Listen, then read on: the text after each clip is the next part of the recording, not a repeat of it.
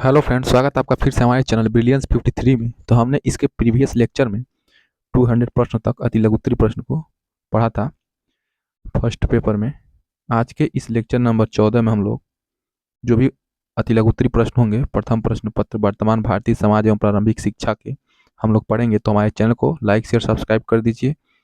अपने क्लासमेट और प्रशिक्षुओं के साथ व्हाट्सएप ग्रुप में इस वीडियो को सेकेंड सेमेस्टर वाले में सेंड कर सकते हैं ताकि उन्हें पता चले क्लास लिया जा रहा है। फर्स्ट सेमेस्टर वाले जो भी आपके कांटेक्ट में होंगे उन्हें ये चैनल शेयर कर दीजिएगा। यहाँ पे आपको फर्स्ट सेमेस्टर का पूरा कंटेंट पूरा सिलेबस पढ़ाया गया है, पूरा वीडियो लेक्चर अपलोड है। आप लोग जाके वहाँ पे उनको भी सजेस्ट कर सकते हैं ताकि वो भी पढ़ सकते हैं। तो चलिए शुरू करते हैं। वीडियो के डिस्क्रिप्शन बॉक्स में टेलीग्राम का लिंक है, वहाँ से जाके पीडीएफ डाउनलोड कर सकते हैं। नोटिफिकेशन वहाँ पे आपको मिल जाएगा या कुछ पूछ सकते हैं। नेक्स्ट प्रश्न 201 है। 200वां प्रश्न क्या पढ़े थे? नैतिकता सिखाई नहीं जा सकती किंतु बीमारी की तरह उसे केवल पकड़ा जा सकता है। यह कथन किसका है? स्टारबक का है। तो नेक्स्ट आज के इस वीडियो में देखिए 201 से स्टार्ट करते हैं। शिक्षा मनुष्य की जन्मजात शक्तियों का संतुलित शिक्षा क्या है? मनुष्य की जन्मजात शक्तियों का क्या है? संतुलित स्वाभाविक व प्रगतिशील विकास है। ठीक है, यह कथन किसका है? तो यह कथन पेस्टाल्जी का है। नेक्स्ट प्रश्न देखिए, प्रश्न नंबर 202। 202 प्रश्न क्या है? यह कथन किसका है? शिक्षा का उद्देश्य पूर्ण मानव विकास है। यानी कि एजुकेशन का उद्देश्य क्या होना चाहिए? ऑब्जेक्टिव ऑफ एजुकेशन क्या होना चाहिए? तो पूर्ण मानव विकास, यानी कि मनुष्य का पूर्ण विकास होना चाहिए। तो ये पेंटर का है ये कथन। नेक्स्ट प्रश्न 203। आदर्शवाद के अनुसार किस जगत का महत्वपूर्ण स्थान है? तो आदर्शवाद, देखिए आदर्शवादी नहीं कहते हैं कि आप लोग बहुत आदर्शवादी हुए हैं, तो उसे रिलेट कर सकते हैं। तो आध्यात्मिक जगत का ये क्या होता है? आदर्शवाद से रिलेटेड होता है। नेक्स्ट प्रश्न 204। आदर्शवाद के अनुसार ब्रह्मांड की रचना किस शक्ति से हुई है? तो आध्यात्मिक शक्ति द्वारा हुई है। आदर्शवादी विचारधारा के जो भी फिलोसफर हैं या वैज्ञानिक हैं या मनोवैज्ञानिक हैं वो क्या मानते हैं? वो आध्यात्मिक शक्ति द्वारा इस पूरे यूनिवर्स की क्या हुई है? रचना हुई है। ये आदर्शवाद मानता है। आदर्शवाद विचारधारा के व्यक्ति फिलोसफर मानते हैं। 205। किस दार्शनिक ने सत्यम शिवम सुंदरम को जीवन के शाश्वत मूल्यों या आदर्शों के रूप में व्यक्त किया है? तो प्लेटो ने कहा है। ठीक है, प्लेटो ने क्या कहा है? सत्यम शिवम सुंदरम को जीवन के शाश्वत मूल्यों या आदर्शों के रूप में बताया है। प्रश्न नंबर नेक्स्ट 206। आदर्शवादी दर्शन में वस्तु की अपेक्षा किसे महत्व दिया गया है? तो आदर्शवादी आइडियलिज्म में दर्शन में वस्तु की अपेक्षा विचारों को महत्व दिया गया है। यानी कि जो भी बहुत व्यक्ति बहुत आदर्शवादी विचारधारा का होगा वो क्या करेगा? वो किसी वस्तु पे जोड़ नहीं देगा। किस पे देगा? विचारों को, थॉट्स को, थिंकिंग को क्या देगा? वो महत्व देगा, जो भी आदर्शवादी फिलोसफर होगा। प्रश्न नंबर 207। 207 देखिए, प्रश्न विधि के जनक कौन है? अगर इसके पहले वाला वीडियो आप नहीं देखे हैं तो उसका लिंक हमारे चैनल पे है या इस वीडियो के डिस्क्रिप्शन में मिल जाएगा। प्रश्न विधि का और वीडियो पसंद आए तो लाइक और कमेंट करना ना भूलिए। वीडियो आपको कैसा लगा, कौन सा प्रश्न नहीं समझ में आया? प्रश्न विधि के जनक कौन है? तो प्रश्न विधि के जनक सुकरात हैं। नेक्स्ट प्रश्न,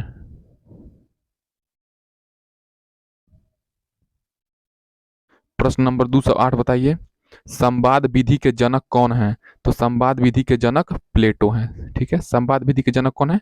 प्लेटो हैं। प्रश्न नंबर 209।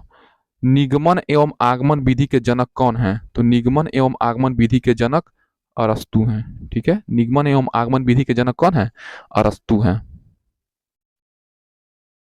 प्रश्न नंबर 210। निर्देशन विधि के जनक कौन है? तो निर्देशन विधि के जनक हर्बर्ट हैं। तो निगमन एवं आगमन विधि के जनक अरस्तु हो गए, ये तो फर्स्ट सेमेस्टर में भी था। और संवाद विधि के जनक प्लेटो हैं। निर्देशन विधि के जनक कौन है? तो हार्वर्ड, ये हो गया। तर्क विधि के जनक कौन है? तर्क विधि के जनक हीगल हैं। ठीक है, तर्क विधि के जनक कौन है? हीगल है। 212। खेल विधि के जनक कौन है? तो खेल विधि के जनक फ्राबेल हैं। ठीक है, खेल विधि के जनक कौन है? फ्राबेल हैं। प्रश्न नंबर 213। अभ्यास एवं आवृत्ति विधि के जनक कौन है? तो अभ्यास एवं आवृत्ति विधि के जनक पेस्टाल जी हैं। ठीक है, अभ्यास एवं आवृत्ति विधि के जनक कौन है? ये देखिए जो प्रश्न, दो तीन प्रश्न इंपॉर्टेंट है कि अभ्यास एवं आवृत्ति के विधि के जनक पेस्टाल जी हैं। ठीक है, खेल विधि के फ्रॉबेल हैं, और तर्क विधि के हीगल हैं, और हार्बार्ट आपके क्या हैं? निर्देशन विधि के हैं। हार्बार्ट क्या है? निर्देशन विधि के हैं। और निगमन एवं आगमन के अरस्तु हैं, ये तो पता ही है। और संवाद विधि के प्लेटो, प्रश्न विधि के सुकरात। तो ये प्रश्न सारे इंपॉर्टेंट थे। नेक्स्ट प्रश्न,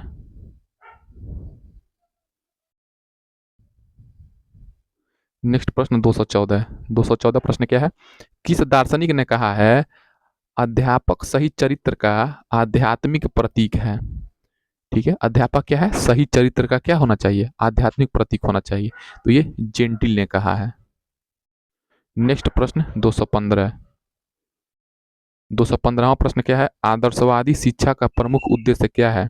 तो आदर्शवादी आइडियलिज्म का प्रमुख उद्देश्य क्या होता है? तो आत्मानुभूति होती है। प्रश्न नंबर 216, प्रयोजनवादी शिक्षा का मूल उद्देश्य क्या है? तो प्रयोजनवादी शिक्षा का मूल उद्देश्य बालक का समाजीकरण करना है। तो प्रयोजनवादी शिक्षा का मूल उद्देश्य क्या होना चाहिए? बालक का समाजीकरण करना। नेक्स्ट प्रश्न 217, प्रोजेक्टिव मेथड की खोज किसने की है? तो प्रोजेक्टिव मेथड की खोज किलपैट्रिक ने की है। ठीक है, प्रोजेक्टिव मेथड की खोज किसने की है? किलपैट्रिक ने की है। नेक्स्ट प्रश्न 218, अनुशासन ने चार तत्व किस दर्शन में बताए हैं? तो अनुशासन के चार तत्व प्रयोजनवाद वाले दर्शन में बताया गया है। प्रयोजनवाद में क्या बताए गए हैं? चार दर्शन बताए गए हैं अनुशासन के। प्रश्न नंबर 219, जॉन ड्यूवी के अनुसार शिक्षा सामाजिक प्रक्रिया है, इसका साधन बताइए। तो ड्यूवी शिक्षा को सामाजिक प्रक्रिया मानते हैं। ठीक है, जॉन ड्यूवी क्या मानते हैं? शिक्षा एक क्या है? सामाजिक प्रक्रिया है। बालक की शिक्षा हेतु विद्यालय आवश्यक होता है। ड्यूवी इसे सामाजिक वातावरण कहता है। ठीक है, बालक की शिक्षा के लिए क्या होना चाहिए? स्कूल होना चाहिए। तो इसको क्या कहते हैं? सोशल इन्वायरमेंट इसको मानते हैं जॉन ड्यूवी, सामाजिक वातावरण। नेक्स्ट प्रश्न 220, शिक्षा का एक उद्देश्य वातावरण के साथ अनुकूलन करना है, इस संबंध में डीवी के विचार लिखिए। तो शिक्षा की प्रक्रिया अनुकूलन की एक निरंतर प्रक्रिया है जिसका प्रत्येक अवस्था में उद्देश्य विकास की बढ़ती हुई क्षमता प्रदान करना होता है। तो शिक्षा का एक उद्देश्य वातावरण के साथ अनुकूलन करना। पढ़ने का मतलब ये होना चाहिए, आपकी शिक्षा का मतलब ये होना चाहिए कि आप जिस भी परिस्थिति या वातावरण में हैं उस समय समस्याओं या प्रॉब्लम्स को फेस करके, सॉल्व करके आप उस समय उस वातावरण में अडॉप्ट कर जाएं। वही क्या है? वातावरण के साथ अनुकूलन माना जाएगा। तो डीवी ने कहा था, तो इसी को डीवी ने क्या कहा था? तो शिक्षा की प्रक्रिया अनुकूलन की एक निरंतर प्रक्रिया है। तो जॉन डीवी ने अपना मत ये दिया कि शिक्षा की प्रक्रिया क्या है? अनुकूलन की एक निरंतर प्रक्रिया है, मतलब हमेशा चलने वाली प्रक्रिया है जिसका प्रत्येक अवस्था में, कोई भी अवस्था हो, कोई भी अवस्था हो सकता है, बाल्यावस्था, किशोरावस्था, ठीक है, प्रौढ़ावस्था, उद्देश्य विकास की बढ़ती हुई क्षमता प्रदान करता होता है। ठीक है, आप ये पढ़े भी हैं। ये हर अवस्था में बालक का शिक्षा का विकास और शब्दों का विकास अलग अलग टाइम पे अलग अलग होता है, वही बात है। प्रश्न नंबर 221, फ्राबेल के अनुसार शिक्षा का प्रथम उद्देश्य क्या है? फ्राबेल के अनुसार शिक्षा का प्रथम उद्देश्य शरीर और आत्मा को बंधन से मुक्त करना है। ठीक है, फ्राबेल के अनुसार शिक्षा का प्रथम उद्देश्य क्या है? शरीर और आत्मा को बंधन से मुक्त करना है। इसके लिए शिक्षा का समुचित वातावरण तैयार किया जाना चाहिए। फ्राबेल के अनुसार शिक्षा का द्वितीय उद्देश्य क्या है? तो फ्राबेल के अनुसार शिक्षा का प्रथम उद्देश्य देख लेंगे क्या होगा? तो शरीर और आत्मा को, आपका शरीर हो गया और आत्मा, शरीर में आत्मा रहता है, को बंधन से मुक्त करना है। इसके लिए शिक्षा का समुचित वातावरण तैयार किया जाना चाहिए, प्रथम उद्देश्य हो गया। और सेकंड उद्देश्य क्या हो गया फ्राबेल के अनुसार शिक्षा का? तो फ्राबेल के अनुसार शिक्षा का दूसरा उद्देश्य व्यक्ति को ऐसा बनाना है कि वह ईश्वर में स्थित सबकी एकता पहचान ले। इसलिए वह कहता है कि शिक्षा का उद्देश्य तभी सफल हो सकता है जब बालक वस्तुओं में निहित आंतरिक अविच्छिन्नता को समझ ले। ये आपका सेकंड उद्देश्य हो गया। फ्राबेल के अनुसार ये प्रश्न पूछ सकता है कि फ्राबेल के अनुसार शिक्षा के दोनों उद्देश्यों को वर्णन कीजिए। तो पहला हो जाएगा शरीर और आत्मा को बंधन से मुक्त करना। इसके लिए क्या होना चाहिए? अच्छा वातावरण होना चाहिए।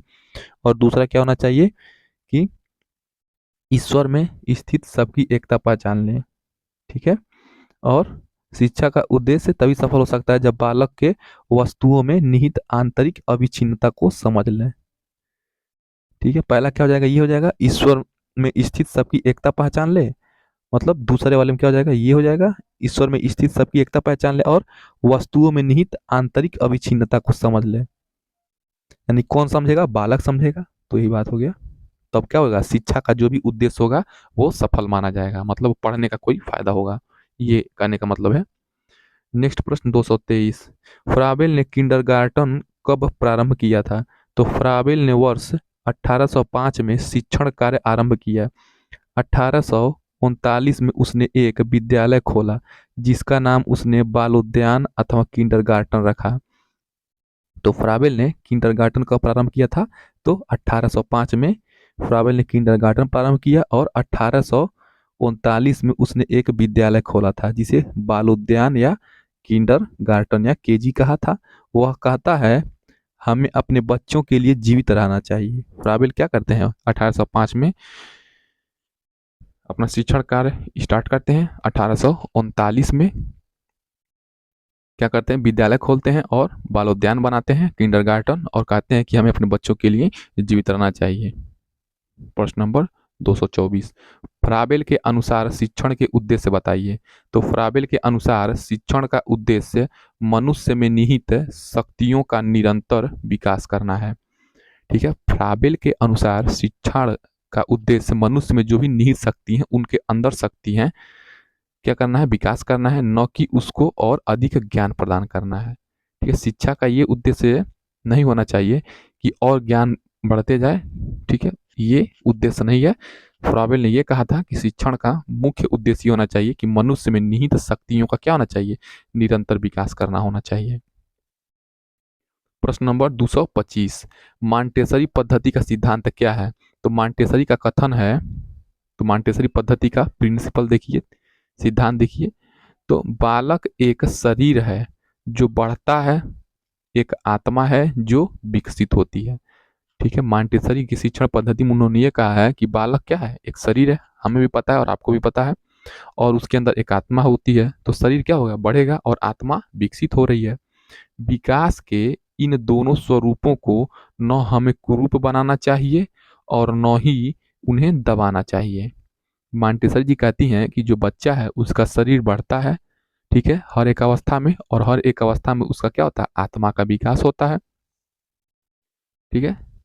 और क्या नहीं करना चाहिए? विकास के इन स्वरूपों को कुरूप नहीं बनाना चाहिए, मतलब कुरूप मतलब खराब स्वरूप नहीं प्रदान करना चाहिए और न ही उन्हें दबाना चाहिए, परंतु उस समय की प्रतीक्षा करनी चाहिए जब किसी शक्ति का क्रम के अनुसार विकास हो। ठीक है। ये हो जाएगा।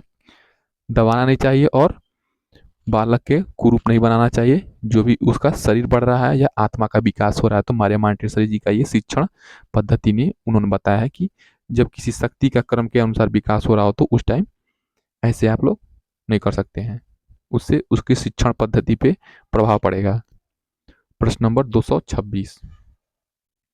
आदर्शवादी शिक्षा की कितनी विधियां हैं? तो आदर्शवादी शिक्षा की 8 विधियां हैं। आदर्शवादी शिक्षा की 8 विधियां हैं। प्रश्न नंबर 227। प्रकृतिवादियों के अनुसार शिक्षा का आधार क्या है? तो प्रकृतिवादियों के अनुसार शिक्षा का आधार मूल प्रवृत्तियां हैं। देखिए, प्र से प्रकृति और इनका शिक्षा का आधार क्या हो जाएगा? मूल प्रवृत्ति। तो यहां से रिलेट करके याद कर सकते हैं। प्रश्न नंबर 228। प्रकृतिवाद ने सीखने की किस विधि को जन्म दिया है? तो ह्यूरिस्टिक विधि का। प्रकृतिवाद ने सीखने की किस विधि को जन्म दिया? ये इंपॉर्टेंट प्रश्न है। ह्यूरिस्टिक विधि का जन्म दिया है। प्रश्न नंबर 229 देखिए, प्रकृतिवाद ने ज्ञान प्राप्ति के लिए किसने आवश्यक माना है? तो प्रकृतिवाद ने ज्ञान के लिए इंद्रियों को आवश्यक माना है। ठीक है, सबसे पहले इन्होंने ह्यूरिस्टिक विधि का खोज किया प्रकृतिवाद ने शिक्षा को बढ़ावा देने के लिए, और इन्होंने क्या माना है? ज्ञान के लिए इंद्रियों को आवश्यक माना है। हाथ, नाक, कान, आंख, जीभ, मुंह, ठीक है, जो भी इंद्रियां हैं हमारी वो।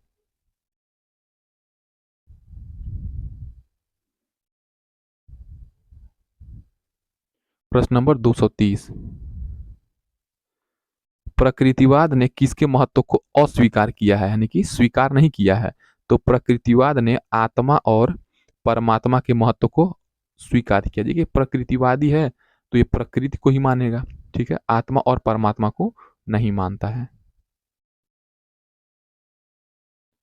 231, प्रकृतिवाद के कितने रूप बताए गए हैं? तो प्रकृतिवाद के 3 रूप बताए गए हैं। प्रश्न नंबर 232, प्रयोजनवाद किसे सर्वोच्च स्थान देता है? तो प्रयोजनवादी क्रिया को सर्वोच्च स्थान देता है। तो प्रयोजनवाद किसे सर्वोच्च स्थान देता है? तो प्रयोजनवादी जो भी क्रिया है उसको सर्वोच्च स्थान देता है। नेक्स्ट प्रश्न 233, प्रयोजनवाद किस सत्ता को स्वीकार नहीं करता है? तो प्रयोजनवाद ईश्वरीय सत्ता को स्वीकार नहीं करता है। प्रयोजनवाद क्या नहीं करता है? ईश्वरीय सत्ता को स्वीकार नहीं करता है। यानी कि प्रकृतिवादी भी क्या हो, ईश्वरीय सत्ता को नहीं स्वीकार करता है, और प्रयोजनवादी भी क्या करता है? विचारधारा ईश्वरीय सत्ता को स्वीकार नहीं करता है। प्रश्न नंबर 234, प्रयोजनवाद के अनुसार किसी भी सिद्धांत की कसौटी क्या है? प्रयोजनवाद के अनुसार किसी भी सिद्धांत की कसौटी क्या है, बताएंगे? तो प्रयोजनवाद के अनुसार किसी भी सिद्धांत की कसौटी उसकी उपयोगिता है, कितना उसको यूटिलाइज हो रहा है रियल लाइफ में। ठीक है, वही क्या हो जाएगा? प्रयोजनवाद के जो भी सिद्धांत है उसकी कसौटी है ये यूटिलाइजेशन, कितनी उसकी उपयोगिता है उस सिद्धांत की, उस थ्योरी की। प्रश्न नंबर 235, प्रयोजनवाद किस प्रकार के शासन पर बल देता है? तो प्रयोजनवाद प्रजातांत्रिक शासन पर बल देता है। प्रयोजनवाद जो विचारधारा है वो क्या करता है? प्रजातांत्रिक शासन पर बल देता है। नेक्स्ट प्रश्न 236, प्रयोजनवाद के अनुसार शिक्षा कैसी प्रक्रिया है? तो प्रयोजनवाद के अनुसार शिक्षा निरंतर चलने वाली प्रक्रिया है। ठीक है, प्रयोजनवाद के अनुसार शिक्षा क्या है? निरंतर चलने वाली प्रक्रिया है, ये तो याद हो जाना चाहिए। नेक्स्ट प्रश्न 237, वीडियो पसंद आए तो वीडियो को सब्सक्राइब चैनल को कर दीजिएगा, और वीडियो पसंद आए तो लाइक भी कर सकते हैं। किस दर्शन को अर्थ, क्रियावाद, व्यवहारवाद, कारणवाद, अनुभववाद, प्रयोजनवाद के नाम से जाना जाता है? तो प्रयोजनवाद के नाम से। तो किस दर्शन को क्या माना जाता है? क्रियावाद, ठीक है, व्यवहारवाद, कारणवाद, अनुभववाद और प्रयोजनवाद के नाम से जाना जाता है। तो प्रयोजनवाद को ही जाना जाता है, यानी कि प्रयोजनवाद को इतने और अलग नाम से कह सकते हैं: क्रियावाद, व्यवहारवाद और कारणवाद और अनुभववाद। प्रश्न नंबर 238, किस दार्शनिक के अनुसार प्रयोजनवाद मस्तिष्क का स्वभाव एक मनोवृत्ति है? तो किस दार्शनिक के अनुसार प्रयोजनवाद क्या है? मस्तिष्क का स्वभाव एक मनोवृत्ति है, तो ये जेम्स के अनुसार। प्रश्न नंबर 239, प्रयोजनवाद के अनुसार सर्वोच्च सत्ता किसकी होती है? तो प्रयोजनवाद के अनुसार सर्वोच्च सत्ता समाज की होती है। किसकी होती है? प्रयोजनवाद के अनुसार सर्वोच्च सत्ता समाज की होती है। प्रश्न नंबर 240, प्रयोजनवाद के अनुसार शिक्षा का स्वरूप कैसा होना चाहिए? तो प्रयोजनवाद के अनुसार शिक्षा का स्वरूप व्यवहारिक होना चाहिए। अभी हमने पढ़ा है क्रियावाद, अनुभववाद, क्रियावाद, अनुभववाद, कारणवाद, ठीक है, और व्यवहारवाद, ये सब क्या है? प्रयोजनवाद का अलग अलग नाम है। प्रश्न नंबर 241, मांटेसरी ने प्रमुख रूप से किन बच्चों की शिक्षा पर ध्यान दिया? तो मारिया मांटेसरी का जो शिक्षण पद्धति था वो मानसिक मंद बालक, कमेंट करके बताएंगे मंद बालक का आईक्यू कितना होता है? प्रश्न नंबर 242, जनसंचार से आप क्या समझते हैं?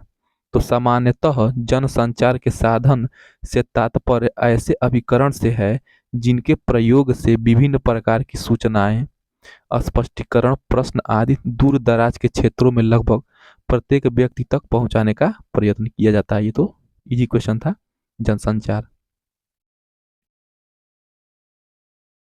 नेक्स्ट प्रश्न 243, सामाजिक परिवर्तन की एक परिभाषा दीजिए।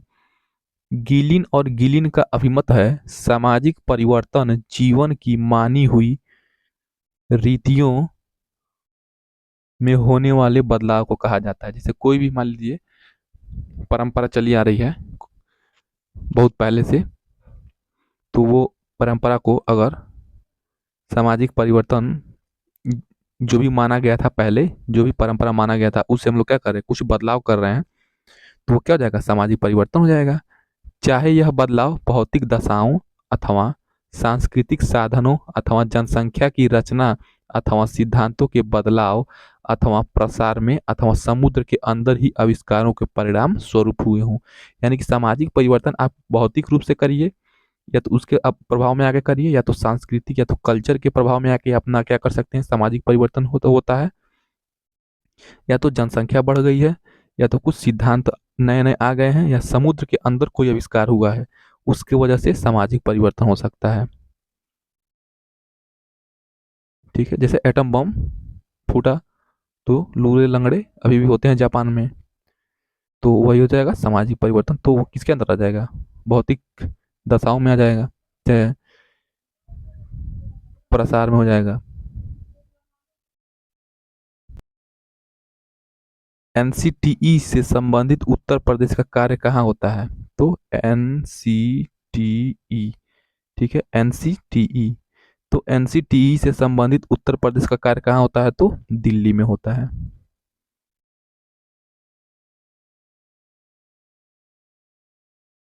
दो सौ पैंतालीस, बौद्धकालीन शिक्षा के दो प्रमुख केंद्रों के नाम बताइए 2020 में। तो बौद्धकालीन शिक्षा के दो प्रमुख केंद्र कौन थे? तो तक्षशिला और नालंदा था। नेक्स्ट प्रश्न 246, मूल्य परक शिक्षा के उद्देश्य बताइए। तो एक सुखद एवं समृद्ध भारतवर्ष का निर्माण करना। मूल्य परक शिक्षा क्या हो जाएगी? मतलब ऐसी शिक्षा जिसका कोई मूल्य हो, कुछ सीख मिले, कुछ अनुभव मिले, तो यही मूल्य परक शिक्षा हो जाएगी। तो एक सुखद एवं समृद्ध भारतवर्ष का निर्माण करना। भारतीय शिक्षा का महाधिकार पत्र किसे कहा जाता है? 2020 में पूछा गया है। तो भारतीय शिक्षा का महाधिकार पत्र वुड का घोषणा पत्र जो निकला था उसी को हम लोग क्या कहते हैं, भारतीय शिक्षा का महाधिकार पत्र, वुड के घोषणा पत्र को। पर्यावरण शब्द किन दो शब्दों से मिलकर बना है? तो पर्या प्लस वर्ण, जिसका अर्थ है चारों ओर का वातावरण। ठीक है, पर्यावरण शब्द किन दो शब्दों से मिलकर बना है? पर्या प्लस वर्ण, यानी कि चारों ओर का वातावरण। 249वां प्रश्न, राष्ट्रीय बाल श्रम नीति कब घोषित की गई? तो वर्ष 2009 में। राष्ट्रीय बाल श्रम नीति कब घोषित की गई? तो वर्ष 2009 में, याद रखेंगे। आरटी एक्ट भी 2009 में ही आया था, तो राष्ट्रीय बाल श्रम नीति भी 2009 में ही आई थी। प्रश्न नंबर 250, शिक्षा का निस्यंदन सिद्धांत किसने दिया? तो लॉर्ड मैकाले ने। तो शिक्षा का निस्यंदन सिद्धांत याद रखेंगे, लॉर्ड मैकाले। आगे का जो भी प्रश्न है अति लघु उत्तरी वर्तमान भारतीय समाज एवं प्रारंभिक शिक्षा का जो भी बचा है, हम लोग आगे वीडियो में, आने वाली वीडियो में पढ़ेंगे। तब तक हमारे चैनल को लाइक शेयर सब्सक्राइब, वीडियो पसंद आए तो शेयर कर देंगे अपने क्लासमेट प्रशिक्षु व्हाट्सएप ग्रुप में, टेलीग्राम से जुड़ के वहाँ से पीडीएफ डाउनलोड कर सकते हैं। फर्स्ट सेमेस्टर वाले स्टूडेंट के साथ भी इस चैनल को शेयर करिए। यहाँ पे प्रीवियस ईयर और पूरा सिलेबस, पूरा सब्जेक्ट पढ़ाया गया है। तो चलिए मिलते हैं नेक्स्ट वीडियो में। जय हिंद।